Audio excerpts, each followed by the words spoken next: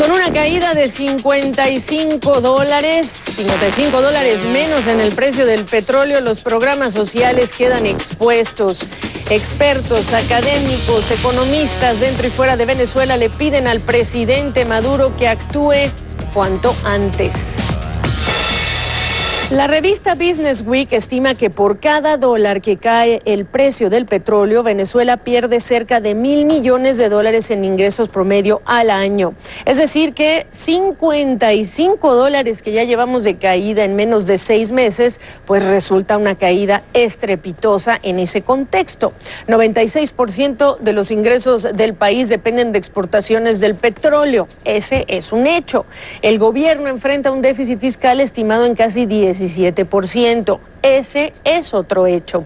A fines de noviembre, la revista The Economist dijo que el presidente Maduro debía reformar lo que llamó destructivos mecanismos de control cambiario y de precios, que dijo si son destructivos, y los debe cambiar si quiere tener alguna esperanza de revivir la economía. Y agregó: el presidente ha sido reacio por temor al impacto que tendrá sobre sus seguidores. Y Luis Vicente León, presidente de Datanálisis, en una columna de opinión publicada el fin de semana pasado, pide valentía. ¿Cómo estás, Luis Vicente? Y bueno, ¿valentía a quién y para asumir qué? Bienvenido. Encantado, Gabriela, gracias.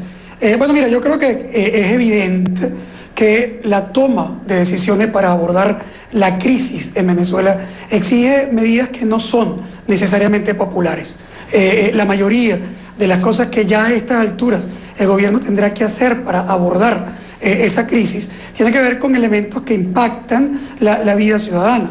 Es decir, el país requiere rescatar equilibrios cambiarios y eso pasa fundamentalmente por elevar el tipo de cambio en Venezuela. Es una devaluación que es absolutamente inevitable, o de lo contrario, primero se mantiene una demanda infinita de divisas que es imposible de rellenar, y por otro lado también se obliga al Banco Central de Venezuela a financiar a PDVSA, que no tiene bolívares suficientes para abordar no solo los problemas sociales que tú has mencionado, sino también sus propias operaciones, sus trabajadores, los proveedores, etcétera. Y eso genera una cantidad de dinero que se traduce definitivamente en inflación y desabastecimiento. Pero devaluar no es una estrategia ni popular ni fácil, y mucho menos para un gobierno que ya, habiendo tenido una crisis por tanto tiempo, pues sin duda ha tenido una afectación en su conexión popular, en la popularidad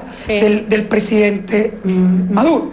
Pero por otro lado, tenemos también medidas como el incremento en el precio de la gasolina, o tenemos también medidas que tienen que ver con las negociaciones de precios para poder garantizar que el abastecimiento se mantenga, una vez que el abastecimiento ha sido un problema crítico para los venezolanos en este momento. Ahora, yo te pregunto, nosotros que seguimos diariamente y mucho a pedido de los venezolanos que encuentran cada vez menos fuentes de información que traigan una realidad que es la que ellos viven y que se parece a lo que ellos viven en el día a día, pues hemos seguido el tema con muchísimo interés, con una, digamos, esperanza, si se me permite, como periodista, pues esta mesa de la verdad económica, esta reunión que hubo entre empresarios, y no ha sucedido nada.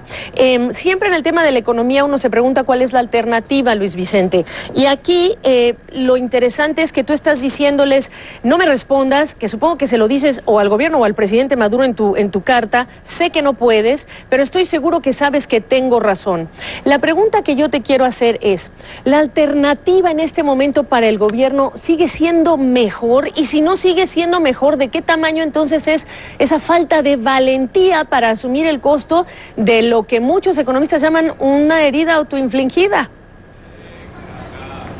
Mira, es muy claro que el gobierno había entendido y ha entendido de alguna manera primero el problema y de alguna manera ya había anunciado que tenía que tomar medidas de cambio. El presidente había de alguna manera ordenado a los vicepresidentes. Primero, el primer vicepresidente de Maduro ya había hablado de la necesidad de ajuste cambiario. El segundo vicepresidente económico del presidente Maduro estuvo apenas hace meses en Londres y anunció la necesidad de hacer un rescate en el tema cambiario y de un incremento en el precio de la gasolina, algo de lo que también habló el presidente Maduro. Y sin embargo, ninguna de estas cosas ocurrieron. Eso quiere decir que no ocurrieron no porque no sepan que es necesario, no ocurrieron probablemente porque para el presidente ha sido muy difícil tomar la decisión, y lo ha sido por los costos vinculados. Primero, pues probablemente porque ante una caída en la popularidad hay un temor de que las tomas de decisiones económicas se traduzcan en pérdidas mayores